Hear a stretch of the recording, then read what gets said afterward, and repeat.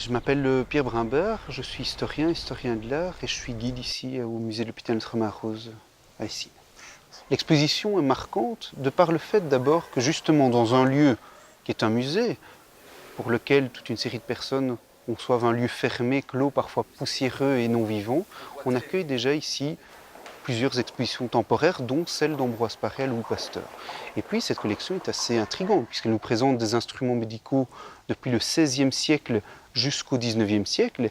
Elle illustre donc l'évolution de l'histoire de la médecine, la perception que l'on a de la vie, de la mort, et donc ça nous rattache à tout ce qu'on connaît encore aujourd'hui. Et c'est ça qui est important, c'est toujours pouvoir rattacher le passé avec ce que l'on vit aujourd'hui. Un exemple de ce qui m'a marqué, c'est notamment tout ce matériel qui permet de faire les saignées. On a des sangsues qui sont là, visibles, qu'on peut voir, dont on peut se rendre compte qu'elles bougent lorsqu'on s'approche du bocal, par exemple. Et ça impressionne le visiteur. Moi, j'adore manier l'humour aussi. Je pense que c'est un moyen assez efficace pour faire passer des messages et voilà des petits trucs qui peuvent servir. J'aimerais guider ici le plus longtemps possible parce qu'il y a un contact avec le public qui est sensationnel. Il y a une équipe du musée qui est très soudée et qui est très accueillante. Et puis c'est le moyen de faire partager une passion, c'est ce que j'estime avant tout.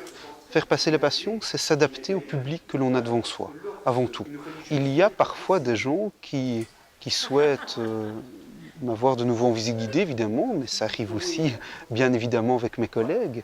Et c'est ça qui est fantastique, c'est qu'il y a un lien qui se crée avec certains visiteurs.